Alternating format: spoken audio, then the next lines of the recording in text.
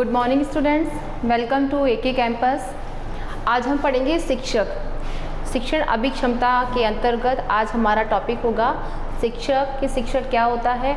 वैसे बताने की आवश्यकता किसी को नहीं है, शिक्षक की परिभाषा देने की भी किसी को आवश्यकता नहीं है कि शिक्षक क्या होता है, लेकिन फिर भी हम देखते हैं शिक्षा प्राप्त करने के महान उद्देश्य की पूर्ति हेतु जो शिक्षण प्रक्रिया निर्धारित की गई है उसे सुचारू रूप से संचालित करने वाला व्यक्ति ही शिक्षक कहलाता है।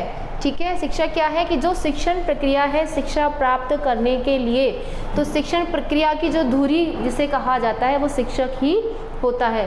देखो जॉन एडम्स ने क्या कहा है, जॉन एडम्स ने कहा कि शिक्षक मनुष्य का निर्माता है, और ये वही जॉन एडम्स हैं जिन्होंने पहले ही बताया था कि शिक्षा द्विमुखी प्रक्रिया है। दो मुखी का मतलब जिसमें दो धुरी होती हैं, दो अक्ष होते हैं, पहला शिक्षक और दूसरा शिक्षार्थी। तो उन्हीं जॉन एडम्स ने कहा है कि शिक्षक मनुष्य का निर्माता है। अब वही प्रश्न आने वाली बात है कि जॉन एडम्स ने शिक्षक के बारे में क्या कहा है, या तो ऑप्शन में ये डेफिनेशन आएगी या फिर शिक्षक मनुष्य का निर्माता है, ऐसा किस विचारक ने कहा है, तो आंसर होगा John Adams. Doctor Zakir Hussain ने भी हमारे शिक्षक के बारे में कहा है शिक्षक राष्ट्र के भाग्य निर्माता होते हैं।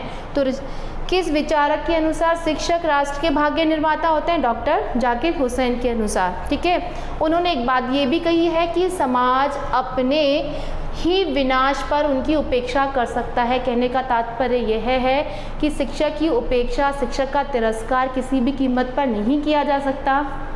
ठीक है, उसके बाद देखते हैं हम शिक्षक के गुण। शिक्षक के गुण को हमने 4 भागों में डिवाइड किया है: शारीरिक गुण, मानसिक गुण, नैतिक गुण, अन्य गुण। अब हम पढ़ेंगे शिक्षक के गुण के बारे में। शिक्षक के गुण हमने 4 भागों में बांट दिए थे: शारीरिक, मानसिक, नैतिक और अन्य गुण। शारीरिक का मतलब फिजिकली जो टीचर है, अध्यापक है, उसे फिट होना चाहिए, क्योंकि फिजिक के द्वारा ही, अपने शारीरिक संगठन के द्वारा भी, शारीरिक रूप रंग के द्वारा ही वो सबसे पहले अपने विद्यार्थियों के समक्ष प्रस्तुत होता है। तो कौन कौन से गुण हैं जो वो सामने वाले को प्रभावित कर सकता है। सबसे पहले कौन कौन से गुण उसके अंदर होने चाहिए? सबसे पहले होता है वेशभूषा व प्रस्तुतिकरण। हर एक शिक्षक को अपने अध्ययन के अनुसार या अपने विद्यालय के अनुसार या अपने कक्षा वर्ग के अनुसार अपने उस वेशभूषा को धारण करना चाहिए। दूसरा, ऊर्जावान होना चाहिए, यानी एनर्जी से भरपूर होना चाहिए। स्वस्थ सेहतमंद होना चाहिए। प्रसन्नचित्त मुद्रा, निराशावादी जो टीचर्स होते हैं या फिर जो अध्यापक होते हैं, तो जो निराशा के भाव होते हैं वो उनके चेहरे पर साफ झलकते हैं, जिससे विद्यार्थियों पर भी वो निराशा के भाव या उसका प्रभाव पड़ता है। इसलिए जो अध्यापक हों उन्हें हमेशा प्रसन्नचित्त मुद्रा, यानी मुद्रा का मतलब होता है फेस एक्सप्रेशन, हाव भाव। दूसरा होता है प्रभावी आवाज़। जो उनका आवाज़ है, जो उनका बोलने का ढंग है, वो इस तरह हो कि हर एक बच्चे को उनके द्वारा बोला गया हर एक शब्द अच्छे से सुनाई दे, स्पष्ट रूप से समझ में आए।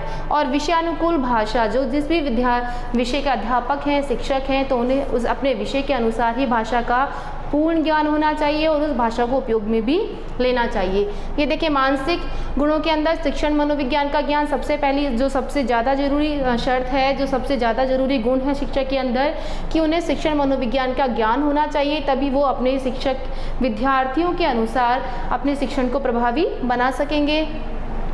आत्मविश्वासी होना चाहिए, अपने विषय को लेकर, अपनी पढ़ाई को लेकर व्यावहारिक होना चाहिए, है ना। बालक की प्रकृति का ज्ञान उन्हें होना चाहिए।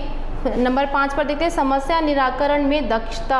कई बार ऐसी प्रॉब्लम्स आ जाती है शिक्षण प्रक्रिया के दौरान बच्चों के साथ, उन्हें पढ़ाते समय, तो समस्या निराकरण, किसी भी प्रकार की समस्या हो, कक्षा से संबंधित समस्या हो, पाठ्यक्रम से संबंधित समस्या हो, अभिभावक से संबंधित कोई भी समस्या हो, तो उसका निराकरण को में उन्हें वो दक्ष होने चाहिए, कुशल होने चाहिए। विषय वस्तु का ज्ञान होना चाहिए अच्छे से उन्हें, और अपनी संस्कृति का भी जानकार उन्हें होना चाहिए। हमारी जो भारतीय संस्कृति है, हमारी जो अपने राज्य की जो संस्कृति है, अपने स्थान की जो संस्कृति, उसका भी ज्ञान उन्हें अवश्य होना चाहिए। तीसरा देखते हैं नैतिक गुण।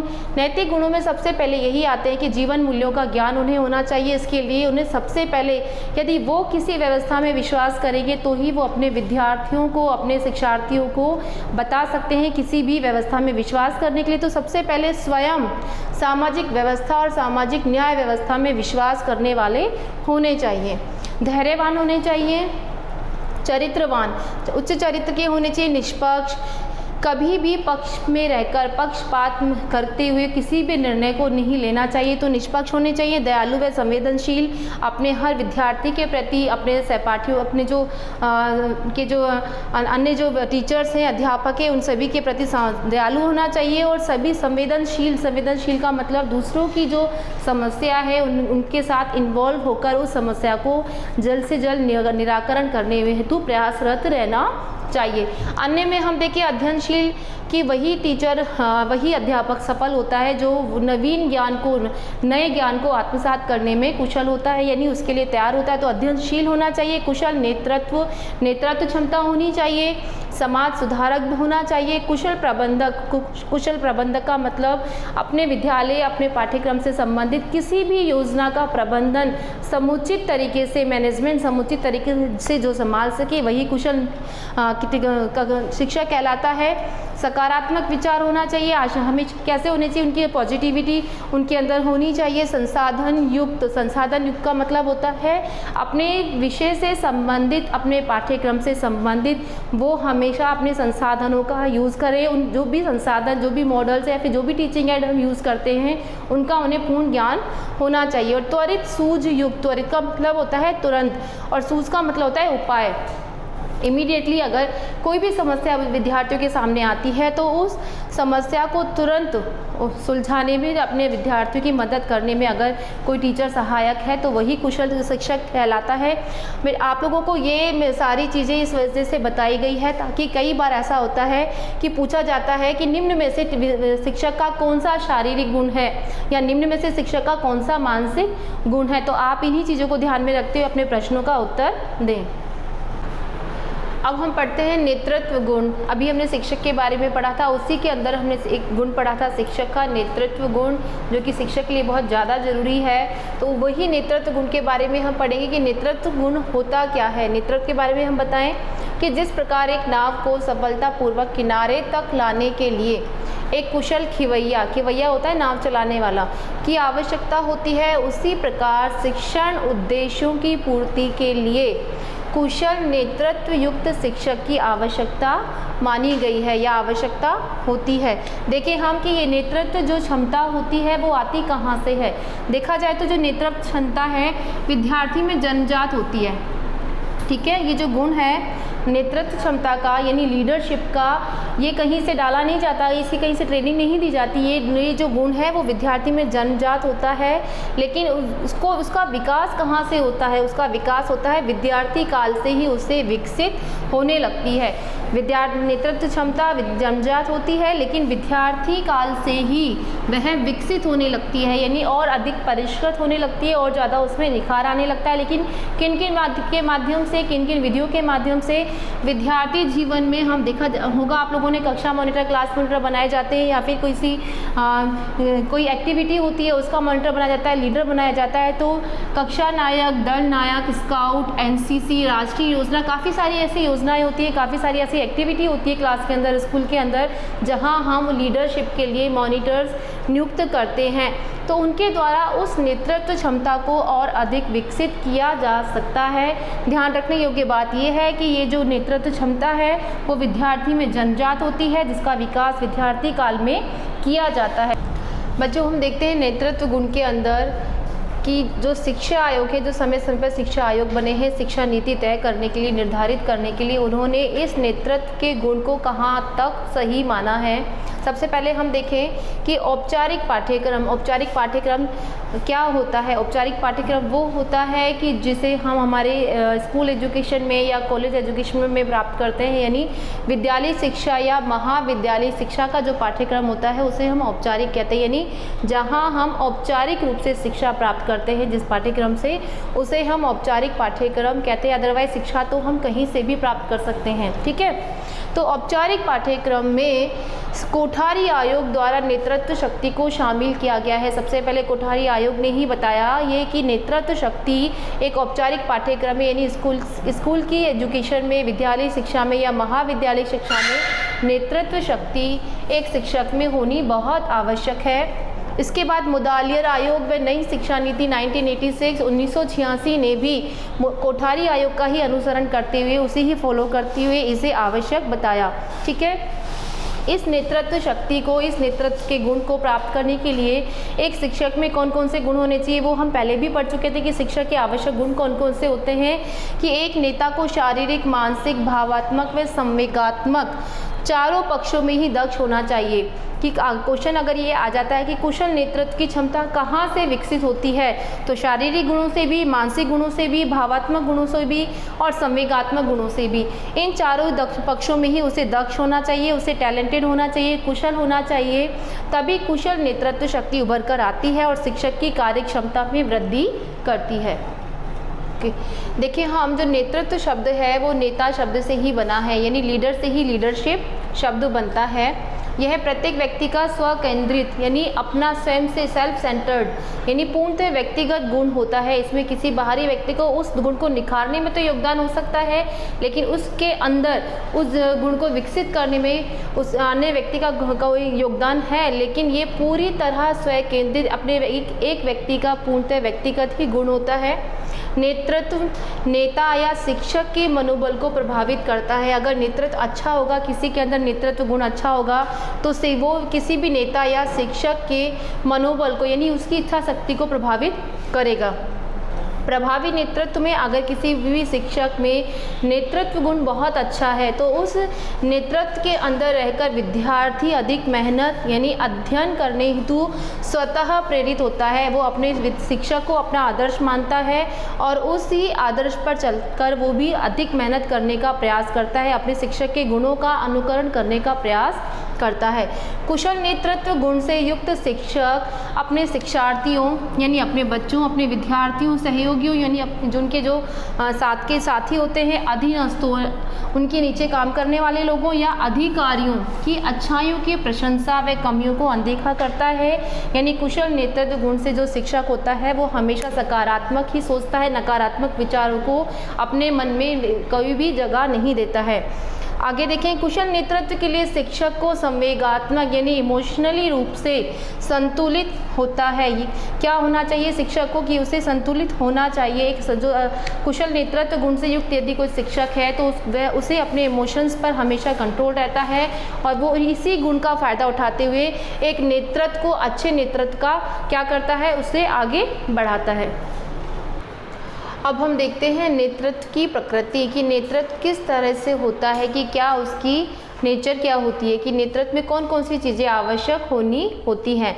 अनुयायी यानी फॉलोअर्स का होना, कि कुशल नेतृत्व तभी होता है कि जब फॉलोअर्स की संख्या ज़्यादा से ज़्यादा हो, यानी जो लोग उस नेतृत्व के अंदर अधिक से अधिक लोग उस नेतृत्व से जुड़ना चाहें, उसमें काम करना पसंद करें।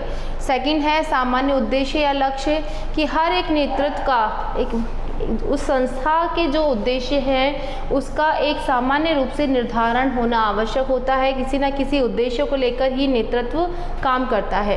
क्रियाशील संबंध, अपने जो फॉलोअर्स होते हैं उसका और नेता का आपस में संबंध होना बहुत आवश्यक होता है। जैसे शिक्षक और शिक्षार्थी जो होते हैं तो उनका भी आपस में बहुत अच्छा संबंध होना आवश्यक है।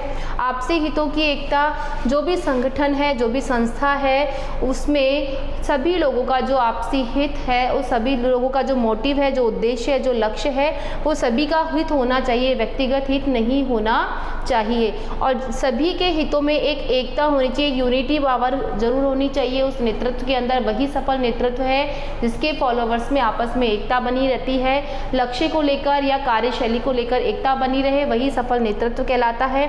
आदर्श आचरण सबसे जरूरी, कि नेतृत्व, कुशल नेतृत्व का आचरण जो है वो आदर्श होना चाहिए। दूसरे लोग, उनके जो फॉलोवर्स हैं, उनके जो अनुसरण करने वाले लोग हैं, उनको जो मानने वाले लोग हैं, उनके जो अनुयायी हैं, वो उसे खुद अपने व्यक्तिगत रूप से उसे अपनाना चाहिए। वही आदर्श आचरण कोई कुशल नेतृत्व में होना चाहिए। नेतृत्व एक व्यक्तिगत गुण है, ये पहले भी बताया जा चुका है कि नेतृत्व क्या है, एक व्यक्तिगत गुण है। और ये कहाँ परिलक्षित होता है, सामाजिक परिदृश्य में।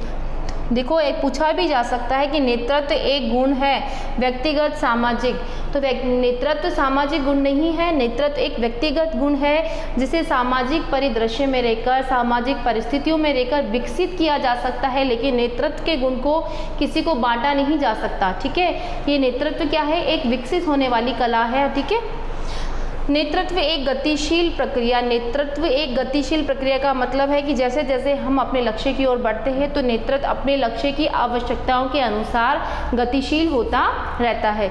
आगे देखिए, नेतृत्व के गुण, निश्चयात्मकता होनी चाहिए, यानी लक्ष्य निश्चय होना चाहिए, है ना। यदि कुशल नेतृत्व वही है जो एक बार अपने लक्ष्यों का निर्धारण करे तो बार बार अपनी बात से पलटे नहीं, बार बार अपनी बातों में घुमाव फिराव ना दिखाए, निश्चय रहे अपनी बातों के प्रति, वही सफल नेतृत्व होता है। दृष्टिकोण की स्पष्टता, नेतृत्व का दृष्टिकोण, विचारधारा स्पष्ट होनी चाहिए। ठीक है, अगर अपनी कार्यशैली जो भी है, जिस भी कार्यशैली को नेतृत्व के अंदर अपनाया जाता है, उस कार्यशैली के प्रति जो दृष्टिकोण है, जो सोचने का तरीका है, कार्य करने का जो तरीका है, वो निश्चित होना चाहिए। आज कुछ और कल कुछ वाला रवैया बिल्कुल भी नहीं होना चाहिए। इसके अलावा दूरदृष्टि, दूरदृष्टि का मतलब ये है कि आज जो हमने प्लानिंग की है, आज जो योजना हमने बनाई है, उसे आज के वर्तमान समय के साथ साथ भविष्य में आने वाली परिस्थितियों के साथ भी जोड़कर देखा जाए, और जिसके अंदर ये दूरदृष्टि होती है वही कुशल नेतृत्व, वही सफल नेतृत्व कहलाता है। अधीनस्थों का निर्माण, अधीनस्थ यानी जो उनके जो नेता होता है, उनके अनुयायी जो होते हैं और उनके नीचे अधीन काम करने वाले जो लोग होते हैं, वही अधीनस्थ कहलाते हैं। और ज़्यादा से ज़्यादा अगर अधीनस्थ लोग उनके साथ जुड़ना चाहें, उनकी कार्यशैली से प्रभावित हों, उनके काम करने के तरीके से प्रभावित हों, उनके भाषा प्रवाह से प्रभावित हों, ठीक है, उनके दृष्टिकोण से प्रभावित हों, यानी अधीनस्थों का निर्माण, जितने ज़्यादा लोग उनसे प्रभावित होंगे उतने ही ज़्यादा फॉलोवर्स उस नेतृत्व शक्ति के अंदर जुड़ते चले जाएंगे। ये भी सफल नेतृत्व की एक पहचान है। सहगामी प्रबंध, सहगामी प्रबंध का मतलब होता है किसी एक लक्ष्य के साथ साथ बहुत सारे अन्य जो छोटे छोटे लक्ष्य उनको प्राप्त करने का भी मैनेजमेंट एक कुशल नेतृत्व के अंदर होना बहुत ज़्यादा आवश्यक होता है। ठीक है, कुशल लोक संपर्क, है ना, लोक यानी लोग, ठीक है, संपर्क, लोगों से संपर्क साधने में भी नेतृत्व का एक गुण बहुत आवश्यक है कि लोगों के संपर्क में रहें। अपने द्वारा बनाई गई योजनाओं का जब क्रियान्वयन होता है, जब वो एक्टिव होती हैं, जब वो लोगों के समक्ष आती हैं, लोगों के बीच में आती हैं, तो किस तरह, कितने स्तर तक वो योजनाएं सफल हुई है, क्या कहाँ उनके अंदर कमी है, ये सारी बातें कहाँ किससे पता लगती है, हमें लोगों की भागीदारी से। तो हमारा जो कनेक्शन है लोगों से, हमारा जो कनेक्शन है दूसरे लोगों से, जो आमजन होते हैं उनके साथ भी उनका संपर्क होना बहुत आवश्यक है। सुधारवादी दृष्टिकोण, एक कुशल नेतृत्व को हमेशा सुधारवादी दृष्टिकोण ही अपनाना चाहिए। जैसा चल रहा है वैसा ठीक है नहीं वाला रवैया कभी भी अपनाना नहीं चाहिए। जो भी व्यवस्था है, वर्तमान व्यवस्था है, उससे बेहतर व्यवस्था देने का प्रयास करना चाहिए। अब हम देखते हैं कि विद्यालय स्तर पर और कक्ष के स्तर पर नेतृत्व की कमान कौन संभालता है। देखिए हम कि विद्यालय में प्रधानाध्यापक नेता के रूप में कार्य करता है। लीडरशिप पूरी तरह किसके हाथ में होती है, प्रधानाध्यापक यानी प्रिंसिपल के हाथ में होती है। और उनका क्या क्या काम होता है कि विद्यालय में अनुशासन की स्थापना करना, यानी अनुशासन को बनाए रखना, पाठ्यक्रम नियोजन, सिलेबस का निर्धारण करना, समुचित व स्वस्थ वातावरण का निर्माण करना, अपने विद्यालय के विकास के लिए, विद्यालय के सर्वांगीण विकास के लिए एक स्वस्थ वातावरण का निर्माण करना भी प्रधानाध्यापक के नेतृत्व में ही होता है। अगर प्रश्न आए आपके एग्ज़ाम में कि विद्यालय स्तर पर नेतृत्व की कमान किसके हाथों में होती है या विद्यालय स्तर पर नेतृत्व कौन करता है, तो वहाँ हम, क्योंकि हम शिक्षक के बारे में पढ़े, शिक्षण प्रक्रिया में हम पूरी तरह शिक्षक के ऊपर डिपेंड हो रहे हैं, बार बार शिक्षक का ही नाम बता रहे हैं, शिक्षक के ही गुण के बारे में पढ़ रहे हैं, तो शिक्षक की ही बातें हो रही, तो ऐसा दिमाग में आप लोगों के जहन में ये ना आए कि हाँ ये नेतृत्व का काम भी शिक्षक ही करता है। प्रश्न अगर हमारा यहाँ पर आता है कि विद्यालय स्तर पर, विद्यालय में, आपके विद्यालय में जो भी निर्णय लिए जाते हैं, यानी नेतृत्व का जो भी काम किया जाता है वो किसके द्वारा किया जाता है, तो वो होगा हमारा प्रधानाध्यापक। लेकिन अब देखिए हम कक्ष यानी क्लासरूम में अध्यापक नेता के रूप में कार्य करता है, क्योंकि क्लासरूम का सर्वा कौन होता है, एक टीचर ही होता है। ठीक है। पाठ्यक्रम के उद्देश्यों की पूर्ति, जो भी पाठ्यक्रम, जो भी सिलेबस फिक्स हुआ है, निर्धारण हुआ है, उसका हमें क्या करना है, उसके उद्देश्यों की पूर्ति कौन करता है, शिक्षक ही देखता है। कक्षा में अनुशासन व्यवस्था का निर्माण भी शिक्षक करता है।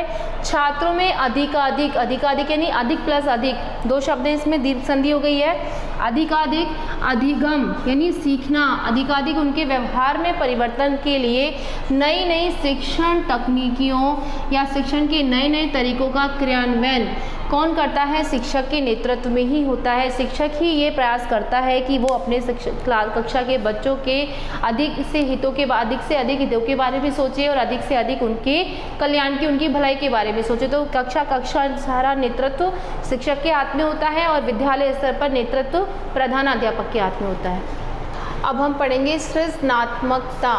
देखिए, ये जो सृजनात्मकता शब्द है ये किससे मिलके बना है, सृजन से, ठीक है। सृजन, अगर आप जानते हैं सृजन का अर्थ, अंतर भी मैं बता देती हूँ। सृजन और सर्जन, है ना, ये दोनों शब्द अलग अलग हैं। सृजन का अर्थ होता है निर्माण करना, रचना, बनाना, कोई नई चीज बनाना, ठीक है। तो सृजन का मतलब क्या होता है, निर्माण करना। तो इसीलिए सृजनात्मकता यानी जिसमें सृजन करने की क्षमता हो, कैपेसिटी हो, सृजन करने का गुण हो, कोई किसी नए विचार को पैदा करने का गुण हो, कोई नया एक तरीका या नया माध्यम विकसित करने का गुण हो, उसे हम सृजनात्मकता कहते हैं। और ऐसे जो बालक होते हैं, सृजनात्मक जो बालक होते हैं, वो बहुत प्रतिभाशाली होते हैं। उनकी जो कल्पना शक्ति होती है वो बहुत तीव्र होती है।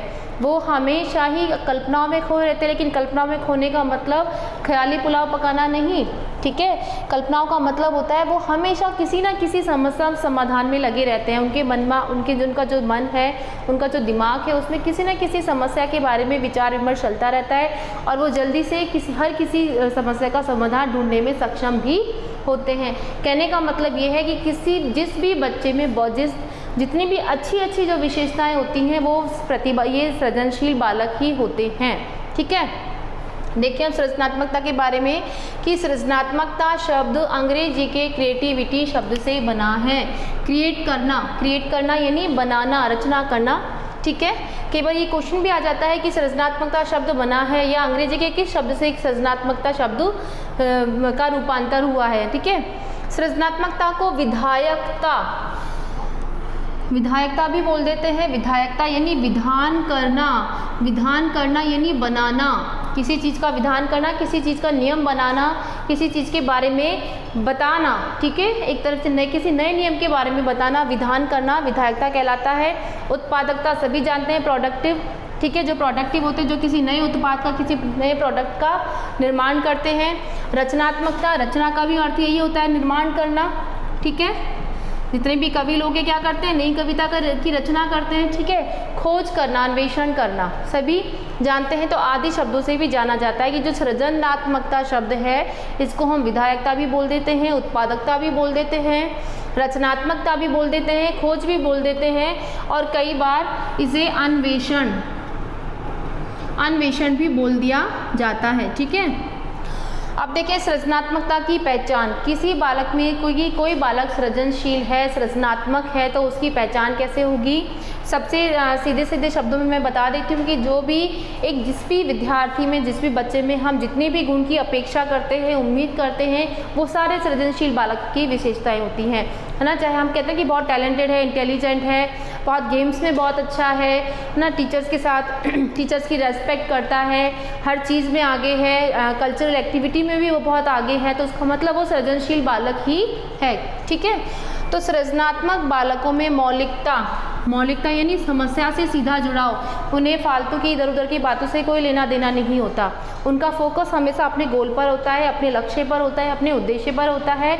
वो जल्दी से किसी भी पीयर प्रेशर में, है ना, किसी भी अपने जो दोस्तों का जो प्रेशर होता है, दोस्तों का जो फालतू चैटिंग होती है, बातचीत होती है, उसमें वो अपना टाइम वेस्ट नहीं करते। वो हमेशा केवल अपनी समस्या से ही जुड़े रहते हैं। समस्या का मतलब ये समस्या का मतलब ये नहीं है कि उनका जीवन समस्याओं से भरा रहता है। समस्या व्यवसाय का मतलब होता है वो उद्देश्य से निर्धारित ही, उद्देश्य से ही जुड़े रहते हैं। जो काम उन्हें करना होता है वो उनका जुड़ाव सीधा उनके अपने उद्देश्य से होता है, इसलिए वो मौलिकता उनके अंदर बहुत ज़्यादा होती है। ठीक है।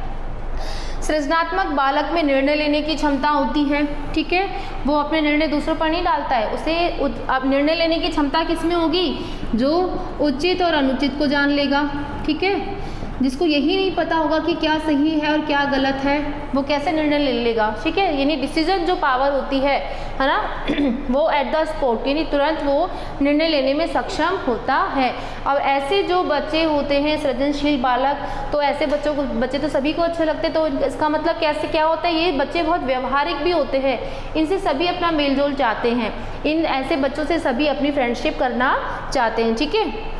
ये विनोदी होते हैं। विनोदी यानी विनोद शब्द से बना है। विनोदी का मतलब होता है हंसमुख, परिहास प्रिय, है ना, दूसरों के साथ हंसी मजाक करना, हंसना, खिलखिलाना, हल्का फुल्का, है ना, लिमिटेड, मर्यादा में रहकर, ना, दूसरों का मजाक उड़ाना बिल्कुल नहीं जानते, दूसरों की कमजोरियों का मजाक उड़ाना बिल्कुल नहीं जानते, चाहे वो शारीरिक है, चाहे वो मानसिक है, चाहे वो आर्थिक है ना, ऐसे मजाक को नहीं करना जानते। हल्का फुल्का जो स्वस्थ हेल्दी जो जोक्स होते हैं, हेल्दी जो मजाक होता है, वो उन्हें बहुत पसंद होता है। उत्सुक होते हैं, एक्साइटेड होते हैं हर चीज़ को, जिज्ञासु, है ना, उत्सुक का मतलब जिज्ञासु, जिनके अंदर जिज्ञासा होती है, जिनके अंदर कुछ नया जानने की, कुछ नया सीखने की जिज्ञासा होती है, वो हमेशा उत्सुक होते हैं। संवेदनशील होते हैं, इमोशनल होते हैं बहुत ज़्यादा, दूसरों के दुख में बहुत जल्दी अपने आप को अटैच कर लेते हैं, दूसरों के खुश में भी बहुत जल्दी वो अपने आप को उनके साथ जोड़ लेते हैं। ठीक है। स्वायत्त होते हैं। स्वायत्त का मतलब आत्मनिर्भर, जहाँ तक हो सके वो अपनी समस्याओं का समाधान, जहाँ तक हो सके वो अपनी प्रॉब्लम, जहाँ तक हो सके वो अपना काम, जहाँ तक हो सके वो अपना टास्क, अपना गोल, अपना लक्ष्य स्वयं पर ही निर्भर होकर करते हैं, यानी अपना काम अपने द्वारा ही करना पसंद करते हैं। ठीक है। इनमें नवीनता, नए विचार, बौद्धिक उच्चता यानी बुद्धि, इनकी जो माइंड पावर होती है ये बहुत ज़्यादा होती है, बहुत ये प्रतिभाशाली होते हैं। तीव्र कल्पना शक्ति, ये पहले भी मैंने आपको बता दिया था कि सृजन का मतलब होता है निर्माण करना, और निर्माण वही करेगा जो इमेज कर सकता है, जो कल्पना कर सकता है। ठीक है। जो सोच सकता है। ठीक है। तो बहुत अच्छी कल्पना शक्ति होती है इनके अंदर। ये बालक बहुआयामी का मतलब विभिन्न क्षेत्रों से जुड़े होते हैं, हर फन मोला होते हैं, हर क्षेत्र से वो जुड़े होते हैं। ठीक है। तो ये सारी चीज़ें सृजनात्मक बालक की पहचान होती है। कहने का मतलब ये होता है कि जिस बच्चे की भी हम उम्मीद करते हैं कि हर बच्चे में जो उम्मीद होनी चाहिए, जो गुण होने चाहिए, वो सारे गुण प्रतिभाशाली बालक होने चाहिए, वो सृजनशील बालकों में ही होते हैं। देखो, सृजनशील बालकों की हमने पहचान कर ली है कि सृजनशील बालकों की क्या पहचान होती है। ठीक है। लेकिन अब यहाँ स्टार्ट होती है शिक्षक की भूमिका ना, कि टीचर का क्या रोल है कि ऐसे बालकों का और अधिक विकास हो, ज़्यादा से ज़्यादा उन्हें अपनी सृजनशीलता का फ़ायदा मिले। ठीक है। तो शिक्षक को क्या करना चाहिए? शिक्षक को सर्वप्रथम विद्यार्थी में आत्म अभिव्यक्ति के गुण का विकास करना चाहिए। देखो, बच्चा सृजनशील है, बहुत टैलेंटेड है, इंटेलिजेंट है, वो सब ठीक है, लेकिन वो अपने आप को एक्सपोज नहीं कर पा रहा है, वो अपने आप को अभिव्यक्त नहीं कर पा रहा है, अपने विचारों को सामने वाले से कह नहीं पा रहा है। ठीक है। तो यहाँ पर उसकी जो सृजनशीलता है वो अंदर दबकर रह जाती है। तो सबसे पहले टीचर को यही करना होगा कि उसे आत्म यानी स्वयं की अभिव्यक्ति, अपने विचारों को अभिव्यक्त करने का गुण का विकास करना चाहिए, कि वो सामने जाके किसी से झिझके ना, है ना, किसी से डरे ना। क्योंकि ये अक्सर बहुत सारे बच्चों में ये बात होती है कि वो अच्छे से अच्छे विचार तो रखते हैं, लेकिन उन विचारों को अभिव्यक्त नहीं कर पाते। उन्हें एक तरह का फोबिया होता है, एक डर होता है। तो सबसे पहले उस डर को बाहर निकालें और उस बच्चे को आत्म अभिव्यक्ति के अवसर दें, उसके गुण का विकास करें और उसके आत्म अभिव्यक्ति पर क्या करें, उसकी प्रशंसा जरूर करें। दूसरा देखें, सकारात्मक पुनर्बलन का सहारा लेना चाहिए। ये तो न केवल सृजनशील बालकों के साथ बल्कि ये तो सामान्य बालकों के साथ भी सकारात्मक पुनर्बलन का सहारा लेना चाहिए, कि हमेशा पुनर्बलन दे उन्हें, यानी उन्हें चाहे उनकी प्रशंसा करें, चाहे कक्षा में उनका नाम लें, चाहे कक्षा में उनके नाम का उदाहरण दें, चाहे उन्हें चाहे शाबाशी कहें। ठीक है। तो ऐसा उन्हें बहुत सारे पुनर्बलन का सहारा उन्हें लेना चाहिए। शिक्षक को विवादास्पद का मतलब होता है जहाँ पर डाउट हो, है ना, मस्तिष्क को उलझाने वाले, जिस पर बहस, विवादास्पद का मतलब जिस पर बहुत ज़्यादा बहस की जा सके। देखा होगा आप लोगों ने भी क्लास में कि कई बार ऐसा होता है कि कुछ बच्चे राइट होते हैं और कुछ बच्चे गलत होते हैं, लेकिन जब राइट बच्चा सही आंसर देता है तो उस सही आंसर पर भी बहुत सारे बच्चे अपना हाथ खड़ा कर देते हैं, ठीक है। तब इस प्रकार के क्वेश्चन टीचर को बच्चों से बहुत ज़्यादा पूछने चाहिए, ताकि उनके मस्तिष्क को वो क्या करे, अंदर से ज़्यादा सोचने विचारने पर विवश करें, ठीक है। उससे क्या होगा, एक तो उनका जो कंसेप्ट है वो क्लियर होगा, और उस वक्त जो प्रश्न उनसे पूछे गए हैं वो प्रश्न उनके दिमाग में, उनके मस्तिष्क में हमेशा उनको याद रहेंगे। परिस्थितियों की प्रासंगिकता पर विचार विमर्श करना चाहिए। जैसी भी परिस्थितियां हैं, विद्यालय की हो, कक्षा की हो, किसी बच्चे से पर्सनल समस्या से संबंधित हो, किसी टीचर से संबंधित हो, जिसको सार्वजनिक किया जा सकता है, जहाँ हमारे देश की हो, राज्य की हो, जिले की हो, जैसा भी अभी जो वर्तमान परिस्थिति है, कोई भी परिस्थिति हो, सबसे ज़्यादा ऐसे बच्चों से विचार विमर्श करना चाहिए। उन बच्चों के विचार, उन बच्चों के व्यूज़, उन परिस्थितियों पर जानना बहुत ज़्यादा आवश्यक हो जाता है, तथा संवेदनशीलता को बढ़ावा देना चाहिए। ऐसी समस्याओं पर ऐसी प्रासंगिकता, यानी जो वर्तमान स्थिति है, ठीक है, संवेदनशीलता को बढ़ाना चाहिए। यानी अगर परिस्थितियाँ जैसी भी हैं, उन परिस्थितियों से एक जुड़ाव, परिस्थितियों से एक संबंध ऐसे बच्चों का हमें ज़्यादा से ज़्यादा बना, क्योंकि यही बच्चे सच में हमारे आगे आने वाले समाज के कर्णधार होते हैं, उनके पिलर्स होते हैं, उनके स्तंभ होते हैं। तो जितना ज़्यादा हम उन्हें संवेदनशील बनाएंगे वर्तमान परिस्थितियों से, चाहे वो गलत हैं चाहे वो सही है, तभी वो समाज को एक नई दिशा दे पाएंगे, ठीक है। ऐसे बालकों को थोड़ा कठिन कार्य है ना, पाठ्यक्रम तो सभी के लिए समान होता है, लेकिन हम अलग से भी उनके लिए थोड़ा सा कठिन कार्य, थोड़ा सा एक उच्च लेवल का पाठ्यक्रम फिक्स कर सकते हैं। ऐसे बालकों के साथ मस्तिष्क झंझावाती ये विधि है। यहाँ पर ब्रेन स्टॉर्मिंग, यानी उनके मस्तिष्क को उद्वेलित करना, उनके मस्तिष्क को झकझोरना, है ना, कि वो किसी भी नई प्रॉब्लम पर, किसी भी नई समस्या पर उसका सॉल्यूशन निकालने के लिए बेचैन हो जाए ना, उनके मस्तिष्क को इस तरीके से ट्रीट करना कि वो उस समस्या का समाधान जब तक नहीं लेते तब तक उन्हें चैन ना हो। ऐसे प्रश्न उनको करने चाहिए। यानी कौन सी विधि का प्रयोग करना चाहिए, प्रतिभाशाली यानी सृजनशील बालकों के साथ मस्तिष्क झंझावाती विधि का सहारा लेना चाहिए। अतः यदि शिक्षक इन सारी चीज़ों का ध्यान रखेगा तो वो सृजनशील बालकों के विकास में अपना योगदान दे सकेगा। आज के लिए इतना ही। आप नेक्स्ट क्लास में मिलते हैं, तब तक के लिए thank you very much and have a good day.